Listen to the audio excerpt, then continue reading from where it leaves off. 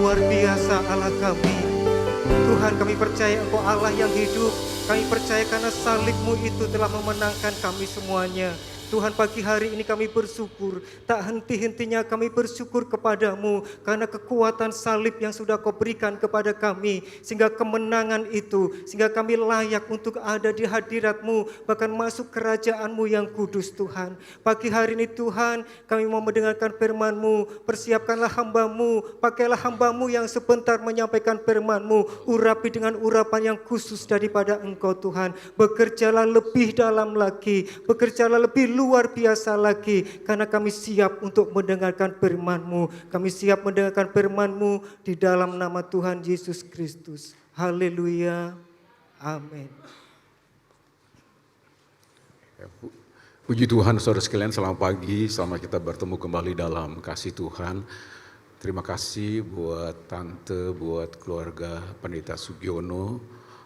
Tuhan memberkati. Kita langsung saja saudara. Kita akan buka Alkitab kita dalam kitab Filipi pasal yang ke-6. Filipi pasal yang ke-6 ada ayat yang ke-16 ya. Ayat yang ke-16 itu mengenai perlengkapan rohani ya, dan salah satunya adalah yang dijelaskan dalam ayat yang ke-16 ya. Saya akan bacakan untuk saudara. Saudara bisa lihat di Alkitab atau di tab saudara atau di HP ya, bisa juga ya.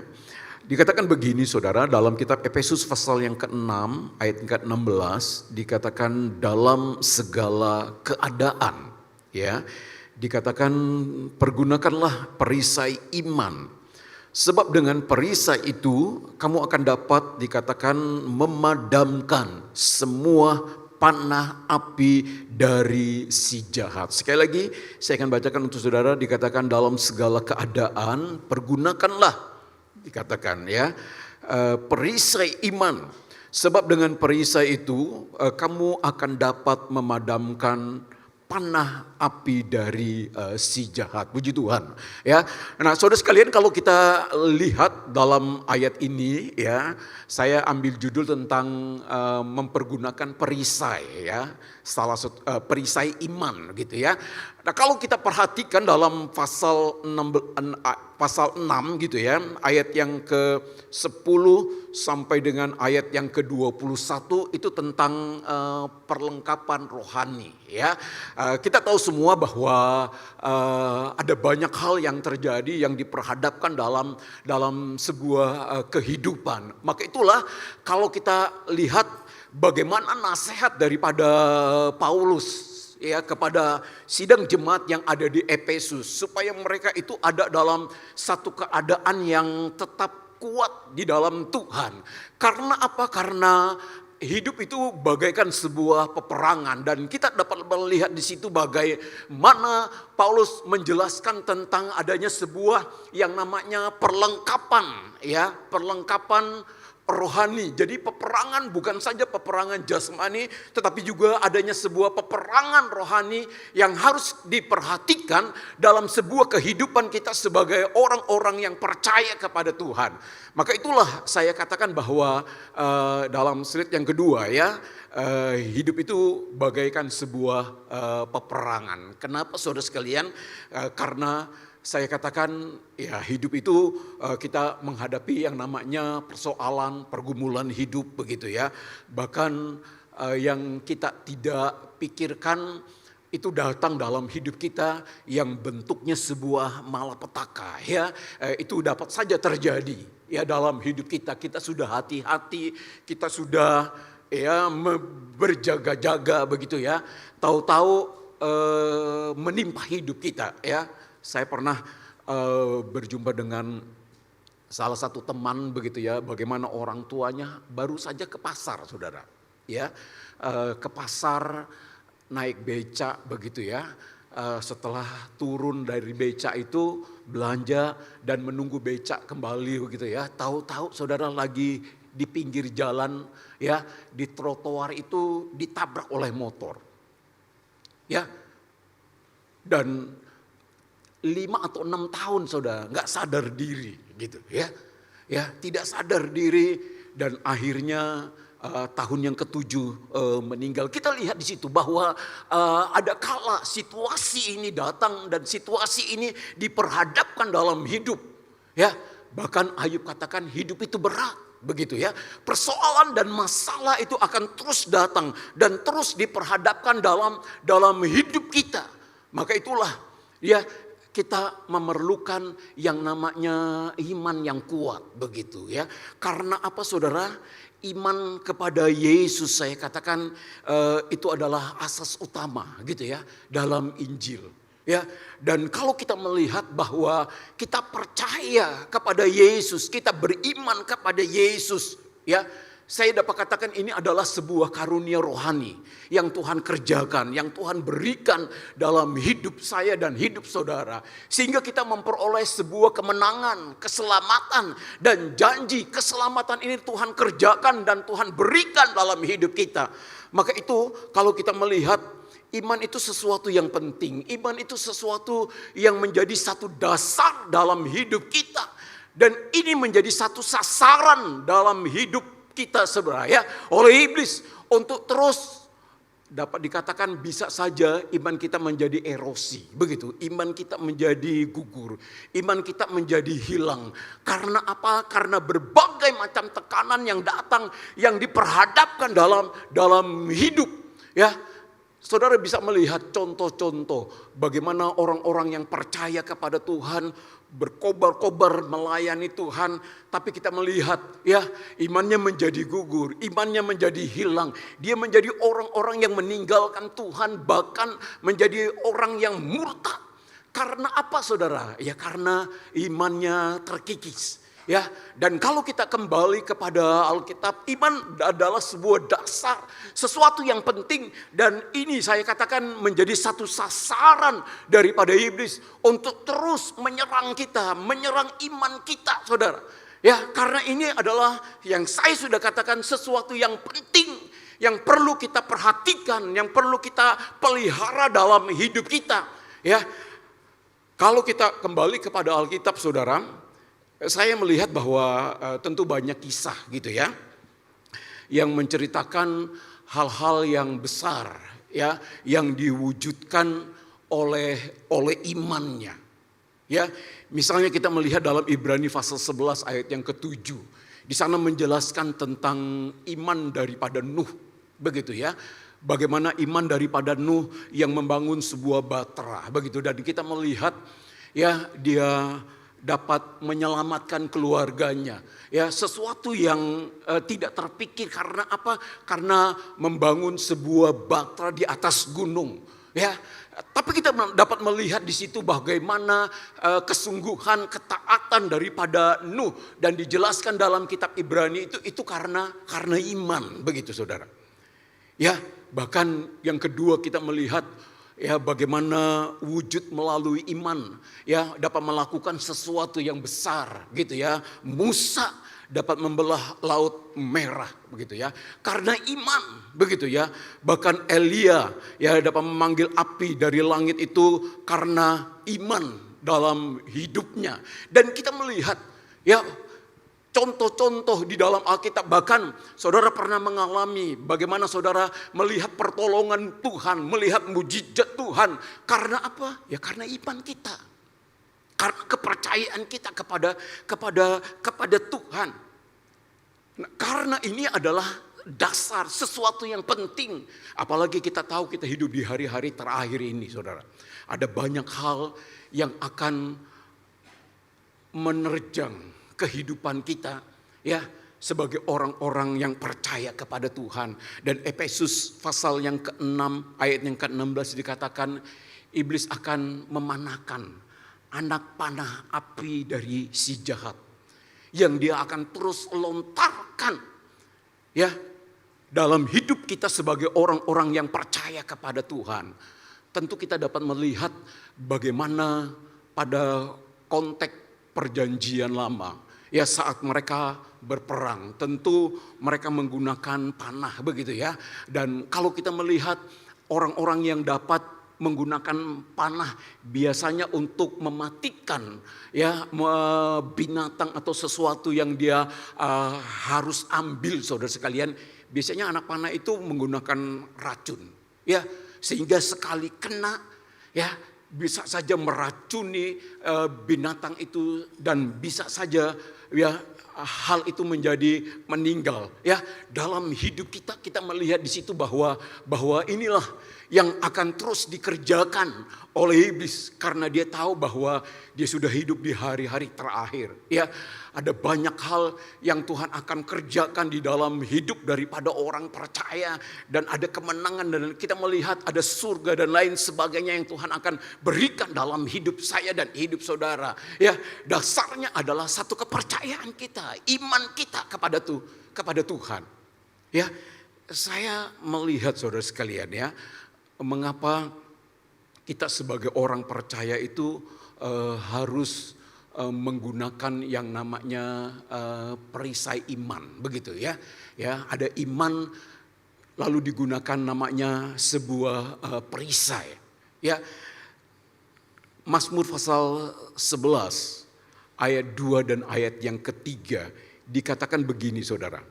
Dalam kitab Mazmur ya pasal 11 dikatakan begini, ayat yang kedua dan ayat yang ketiga. Sebab lihat orang fasik melentur busurnya, mereka memasang anak panahnya pada tali busur untuk memanah orang yang tulus hati di tempat gelap. Apabila dasar-dasarnya dihancurkan, apakah yang dapat dibuat oleh orang benar itu? Kita melihat ya, jadi ada orang fasik yang akan terus melemparkan anak panah busurnya, begitu ya, dalam satu kehidupan kita sebagai orang-orang yang percaya kepada Tuhan. Apalagi kita mengerti bahwa kita adalah orang yang ada dalam dunia, ya, kita disebut sebagai minoritas, ya. Kita bergaul, kita bekerja dan lain sebagainya saudara.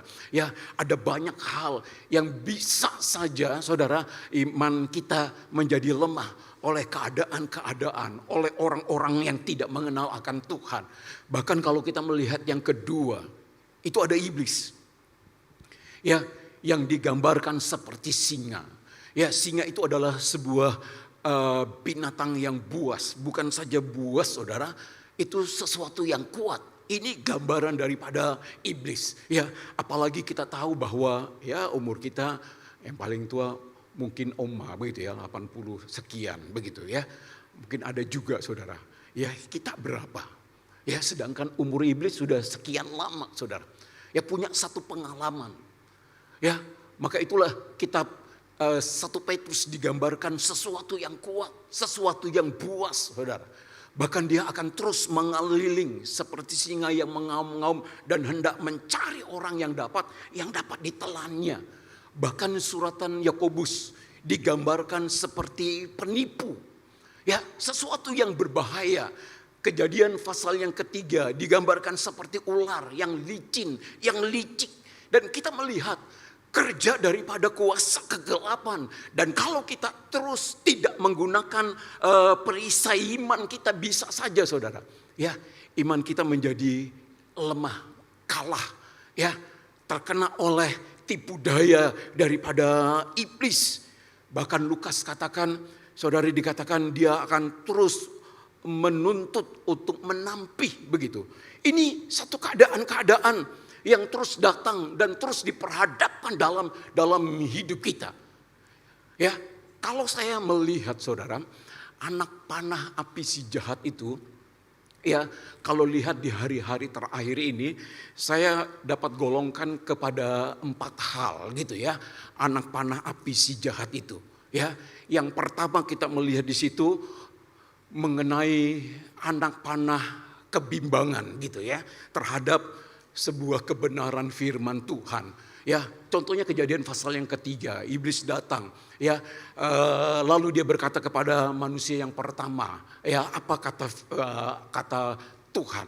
Ya, lalu manusia yang pertama Allah berfirman, Jangan makan buah pengetahuan yang jahat dan yang baik, nanti kamu mati. Dan kita melihat kelicikan daripada iblis. Dia menawarkan sesuatu yang membuat manusia yang pertama itu menjadi bimbang dan akhirnya melakukan satu tindakan yang salah, dan kita lihat imbasnya dosa itu dia terima. Ya, dan keturunannya pun juga ada dalam satu keadaan yang berdosa kepada Tuhan. Dan kalau kita lihat di YouTube, ya sekarang kan sosial media menjadi hal yang umum gitu ya. Saudara bisa lihat khotbah-khotbah semua pendeta dan lain sebagainya. Ya, sekarang mulai lagi hal-hal yang kalau zaman tahun 90-an itu ya tumbang dalam roh, saudara. Ya, lalu tahun 90 sekian, saudara, ya mengajarkan tentang teologi kemakmuran begitu. Ya, bahkan hari-hari ini kita melihat yang terkenal dengan namanya kekristenan progresif, dan kita melihat tentu ada banyak hal lagi yang akan datang yang akan membuat orang-orang percaya akhirnya meragukan tentang Alkitab, kebenaran firman Tuhan. Padahal kita mengerti bahwa kalau di sekolah teologi ada namanya pelajaran bibliologi, saudara sekalian, ya, pelajar tentang Alkitab. Anggaran dasar GPDI berkata bahwa Alkitab ini adalah firman Allah, bukan berisi. Ya, tapi kita melihat banyak pengajaran yang berkata itu berisi. Ya, tapi kita percaya sepenuhnya bahwa Alkitab ini adalah kebenaran. Dan kita melihat ada banyak orang-orang yang meragukan. Karena apa? Ya karena banyak hal yang mendengar, banyak hal yang membaca, banyak hal yang dia mengkonsumsi begitu ya, pengajaran-pengajaran yang tidak berdasarkan sebuah kebenaran firman Tuhan, hanya sebuah tafsiran, logika, perasaan yang datang, yang dia sampaikan di dalamnya, sehingga kita melihat adanya sebuah keraguan. Ya, saya kalau tidak mengajar, tidak melayani, saudara sekalian, saya pergi ke gereja lokal, ya namanya gereja GPD Or Telabora, ya anak istri saya di situ, saudara, dan saya berbakti di situ ya. Saya lahir besar di situ gitu ya. Lalu ada satu anak, ya bukan anak, sekarang sudah berkeluarga ya. Jadi dia pernah guru sekolah minggu, dia pernah jadi ketua pemuda gitu. Anaknya pintar, setia dan lain sebagainya ya. Karena punya prestasi yang bagus dalam pekerjaan, itu keliling Indonesia, saudara. Ya, pergi ke sini sekian tahun dan lain sebagainya begitu ya. Pada hari Jumat setelah kami doa bersama, saudara, lalu dia datang kepada saya. Dia katakan, "Om, saya mau ngobrol sebentar, sharing."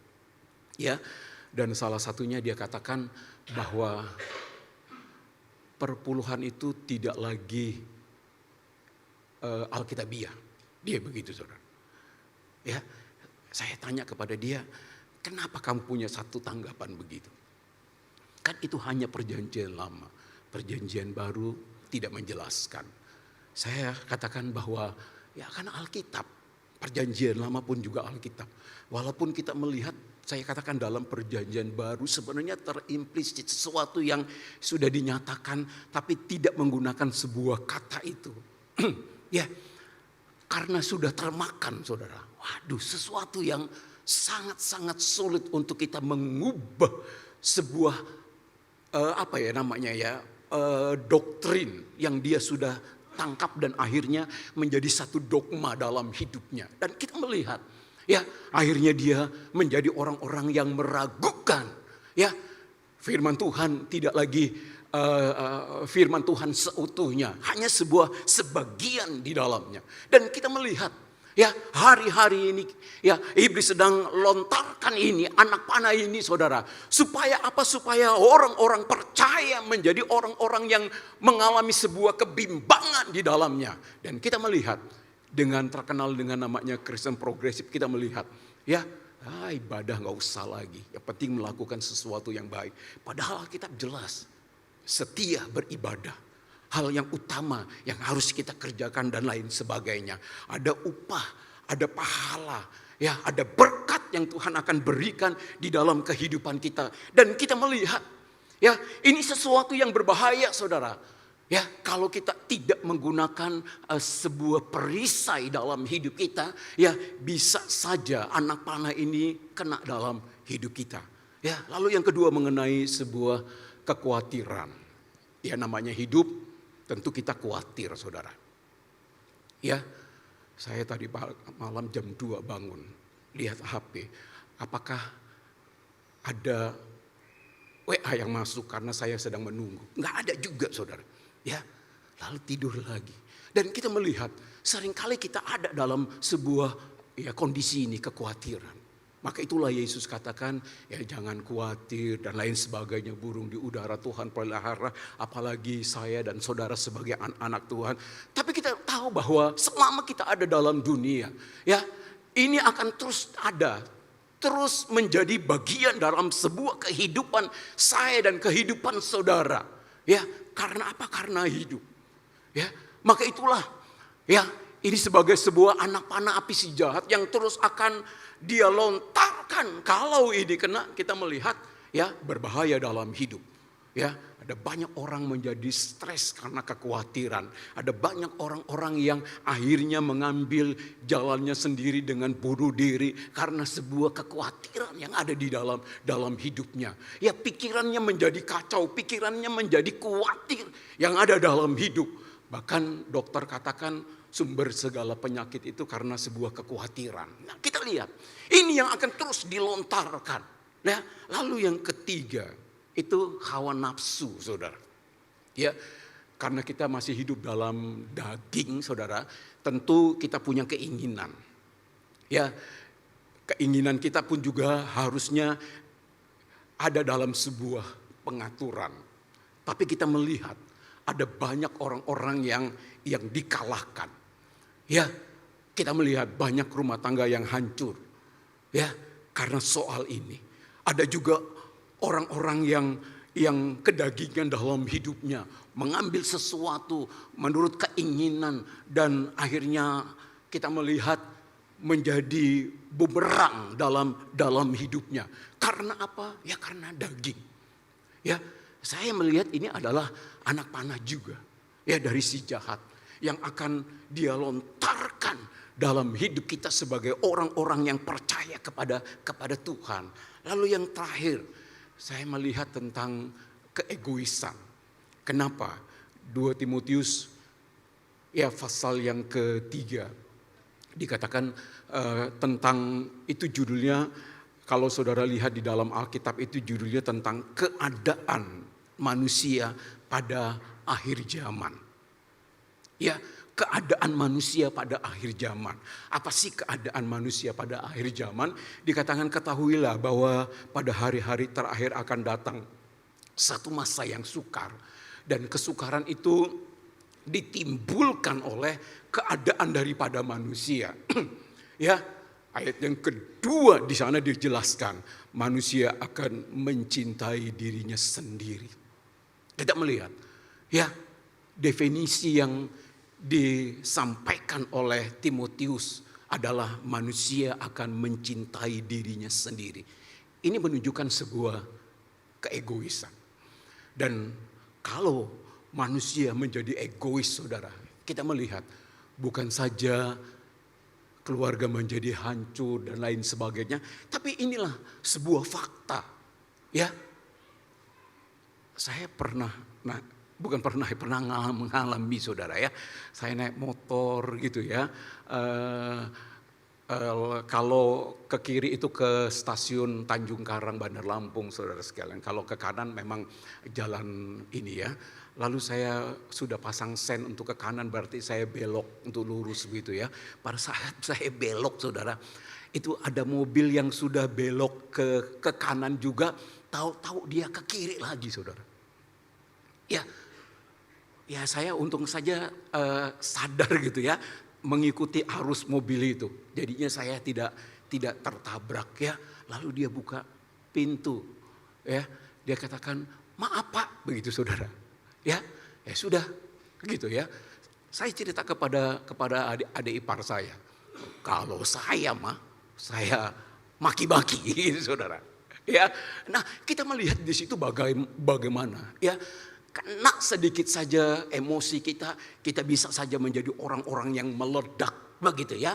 Dengar perkataan yang tidak menyenangkan, apalagi sesuatu yang kita tidak pernah perbuat begitu ya, digosipkan dan lain sebagainya. Kita melihat orang mengambil sebuah keputusan untuk marah. Ya, karena apa? Ya karena manusia ada dalam sebuah keegoisan, dan ini anak panah api si jahat. Begitu. Untuk itulah saudara, ya kita perlu menggunakan namanya perisai. Ya, perisai iman, karena iman sesuatu yang penting dan diperlukan sebuah perisai gitu.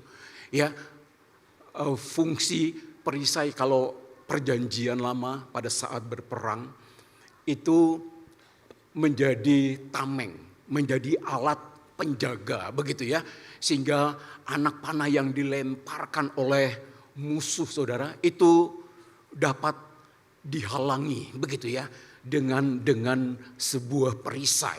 Di perjanjian lama itu ada dua saudara perisai. Ya, perisai besar ya yang diangkat oleh beberapa tentara saudara, sehingga anak panah yang dilemparkan secara bertubi-tubi itu tidak kena, karena dia dapat memagari, bahkan dapat seperti rumah begitu, karena bentuknya cukup besar begitu ya.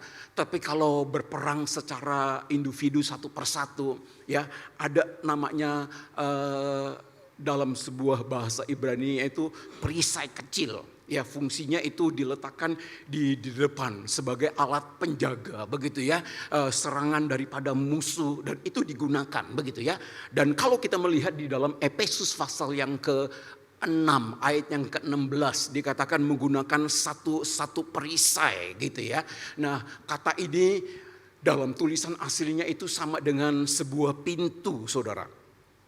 Ya, sebuah pintu. Jadi bentuknya dibuat dari sebuah, saya katakan baja yang kuat begitu ya, yang berbentuk bundar, dan ini tidak akan pernah dapat ditembus.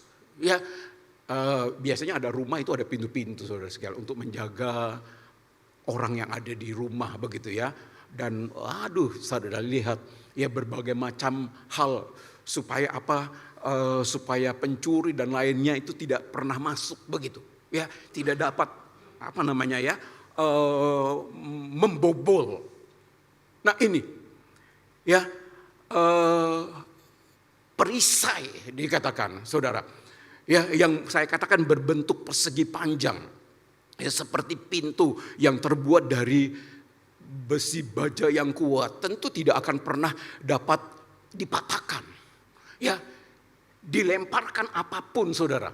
Ya, saya dapat melihat bagaimana kunci dari besi baja digunakan, dan di dalamnya itu ada emas, uang dan lain sebagainya, ada kunci rahasianya lagi. Dan kita melihat ya, saya lihat di film-film itu dibobol apapun gak bisa saudara. Ya, ditembakkan karena apa? Dari sebuah baja yang kuat, dan inilah yang harus dibentuk dalam hidup saya dan hidup saudara sebagai sebuah keamanan daripada iman kita ya dalam hidup saya dan hidup saudara, sehingga anak panah api si jahat itu tidak akan pernah dapat masuk meracuni, kena dalam hidup kita. Nah, cara membentuk perisai dalam hidup saya dan hidup saudara itu saya menggunakan 3 hal saudara sekalian. Apa itu? Yang pertama, memang kita harus menjadi anak Tuhan yang sungguh-sungguh ikut Tuhan. Ya, sungguh-sungguh saudara. Orang yang sungguh-sungguh kita melihat. Ya, ada kekuatan. Ya, saya katakan satu kekuatan yang baru yang Tuhan akan terus beri dalam hidup orang-orang yang bersungguh-sungguh. Orang yang bersungguh-sungguh dikatakan ada daya tahan, ada satu kekuatan yang ada dalam hidupnya. Ya, dia tidak akan pernah dapat dirobohkan oleh masalah, oleh tekanan, oleh malapetaka yang datang dalam hidupnya. Karena apa? Dia mampu berdiri teguh di dalam Yesus. Kesungguhan kita kepada Tuhan, kita melihat ya bagaikan kita sedang membentuk sebuah perisai dalam hidup kita. Maka itulah ya, mari kita menjadi anak-anak Tuhan yang sungguh-sungguh setia kepada Tuhan. Dengar firman Tuhan dan menjadi pelaku-pelaku firman Tuhan. Itu bagaikan saya katakan kita sedang membentuk sebuah perisai iman kita. Ya, sehingga kita tidak pernah dapat dipanah oleh api dari si jahat. Ya, lalu kedua tentu hati kita yang melekat kepada Tuhan. Ya, wujud dari sebuah kesungguhan itu adalah hati yang terus melekat kepada Tuhan. Orang yang melekat itu ya berarti dia menjadi satu dengan Tuhan. Saudara lihat kita menyapu ya dahan-dahan yang roboh runtuh begitu saudara. Ya, kalau saudara menggunakan lidi yang satu itu tidak akan pernah dapat. Tapi kita lekatkan, kita satukan, kita mampu dapat menyapu dengan baik saudara. Ya, orang yang melekat itu adalah orang yang menyatu dengan Tuhan. Cara kita melekat dengan Tuhan itu ya ini pakai lutut saudara. Doa, begitu. Ya, kita tahu kita ini manusia yang lemah. Gak ada manusia yang Superman. Semakin kita tahu seseorang ya semakin tahu kita kelemahan daripada orang tersebut. Ya, saudara ingin tahu saya ya tanya istri saya, tanya anak saya. Ya, tanya orang-orang yang terdekat, tahu siapa kehidupan saya. Ya, semakin kita kenal orang, semakin kita tahu titik lemah daripada orang tersebut. Artinya manusia itu bukan Superman. Manusia itu ya manusia yang penuh dengan kelemahan. Tapi kita punya Yesus yang luar biasa Tuhan. Kita punya Allah yang luar biasa. Dan kalau kita melekat kepada Dia, maka kekuatan Tuhan itu Tuhan akan transfer dalam hidup. Sehingga kita dapat seperti Paulus, siapakah yang dapat memisahkan kasih Tuhan dalam hidup. Masalah, penderitaan dan lain sebagainya. Paulus katakan dalam Roma pasal yang ke-8. Ayat 35, 36 ada 17 persoalan. Paulus katakan itu tidak dapat memisahkan. Ya, karena dihadapi itu saudara. Maka itu dalam ayat yang ke-37 dia katakan lebih daripada pemenang. Orang yang menang adalah orang yang sudah masuk dalam sebuah perlombaan. Sebuah peperangan. Nah kita ada dalam satu situasi ini saudara. Ya, maka itulah melekat sesuatu yang harus kita kerjakan. Harus ada dalam hidup kita. Ya, lalu yang terakhir saya katakan ya berserulah kepada Dia. Ya, Amsal pasal 8. Kalau kita memanggil Dia, Dia akan datang. Ya, sehingga ada satu pepatah katakan, Dia hanya sejauh doa. Ya, dekat saudara. Ya, saat kita ada dalam satu keadaan yang lemah, datang kepada Tuhan.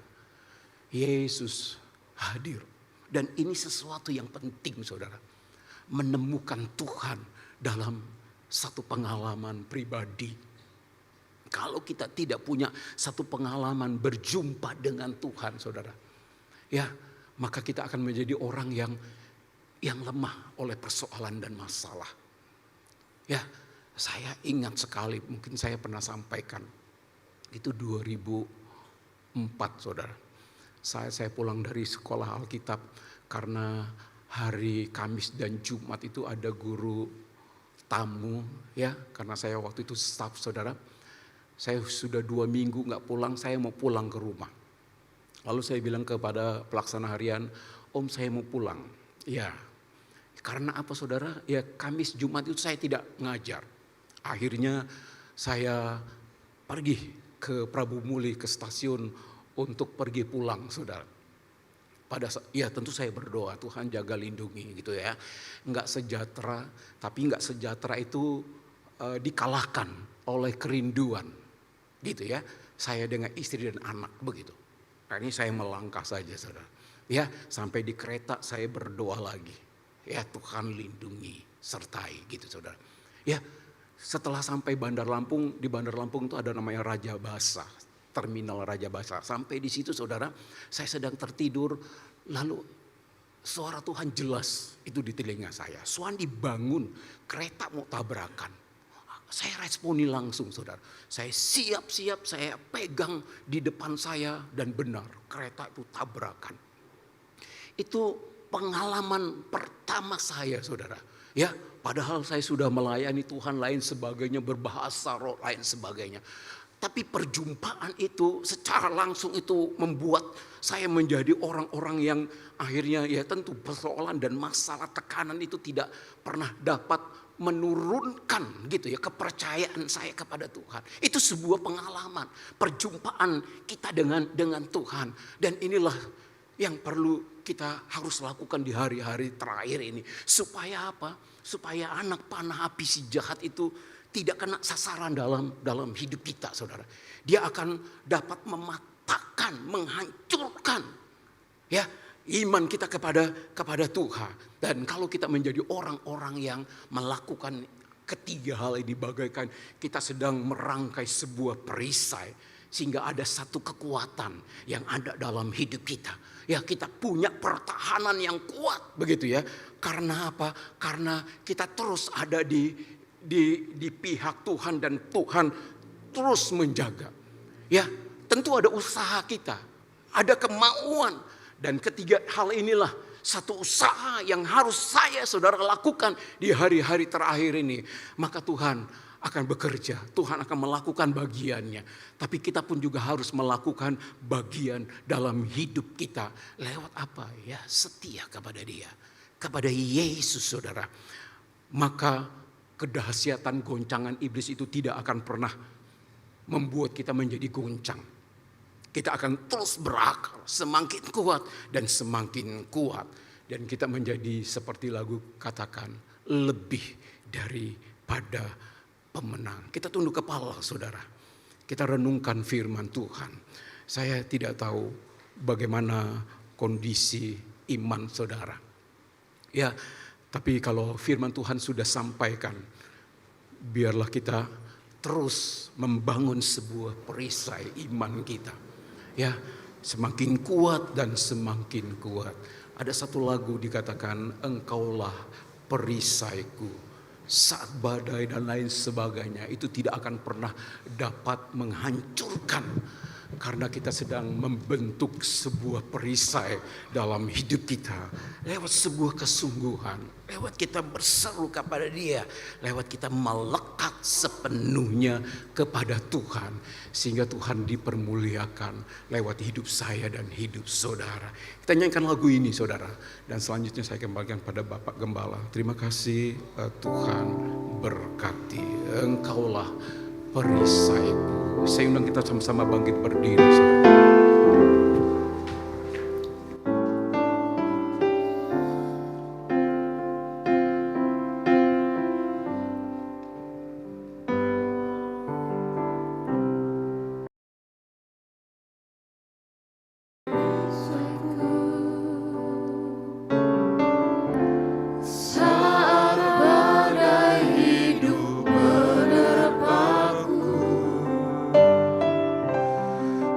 Terima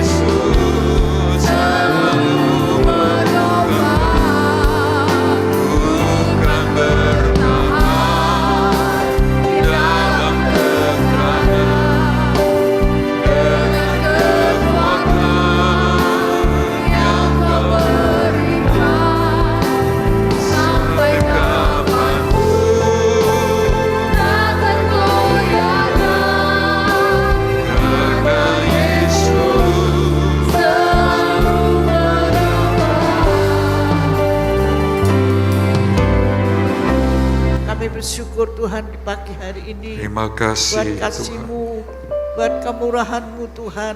Engkau telah berfirman-Mu. Tuhan, Engkau mau tolong sidang jemaat Tuhan. Biarlah firman-Mu yang berkuasa, firman-Mu yang hidup, Terima kasih membentuk Tuhan. kami memiliki iman, perisai iman yang kuat di dalam Terima kasih, Engkau Tuhan. Karena di hari-hari yang penuh dengan kejahatan, Haleluya. di hari-hari yang penuh dengan kesukaran ini Tuhan, banyak api, ketakutan, kekhawatiran ada di dalam kehidupan kami. Tetapi kami bersyukur Tuhan, kalau kami memiliki perisai iman, Amin. kami mengalami kemenangan demi kemenangan. Iya. Walaupun apapun yang terjadi dalam kehidupan kami memiliki iman yang kuat di dalam Amin. Engkau. Sehingga kami mengalami satu kemenangan yang heran, yang ajaib ada di dalam kehidupan kami ya Tuhan. Terima kasih Tuhan. Terima kasih Engkau Tuhan. menilai keadaan sidang jemaat Tuhan pada pagi hari ini yang sudah datang kepada Tuhan. Biar lewat firman-Mu, lewat kasih-Mu Ya. Tuhan, Roh Kudus yang akan mengerjakan firman-Mu di dalam setiap hati kami, sehingga kami boleh memiliki perisai Amin. iman yang kuat di dalam Engkau. Kami tidak akan lemah, kami tidak akan mundur daripada Tuhan. Amin. Benar Kami Tuhan. tetap di dalam Engkau, kami tetap di dalam kasih karunia-Mu. Ya. Ada di dalam kehidupan kami sidang jemaat Tuhan, sehingga tetap kami mengasihi Engkau, tetap di dalam kami mengiring Engkau. Tuhan, Engkau mau tolong. Terima kasih, Firman-Mu yang berkuasa, firman-Mu yang hidup, Benar, Tuhan akan Tuhan. mengerjakan dalam setiap kehidupan kami sidang jemaat Tuhan. Terima kasih Tuhan. Terima Engkau kasih. berkati kami semua pada pagi hari ini yang sudah datang, dan terlebih yang sudah mendengar firman-Mu Tuhan. Roh Kudus yang akan bekerja dalam hati Benar. kami, sehingga kami boleh memiliki perisai iman yang kuat di dalam Engkau, dan kami boleh menjadi pemenang-pemenang. Amin. Terima Amin. kasih Tuhan. Meteraikan firman-Mu di dalam setiap hati kami, dan Kau berkati hamba-Mu yang sudah menyampaikan firman-Mu, boleh menjadi berkat bagi kami semua. Benar. Dalam nama Dalam Tuhan nama Yesus Kristus Yesus. kami berdoa. Haleluya. Amin.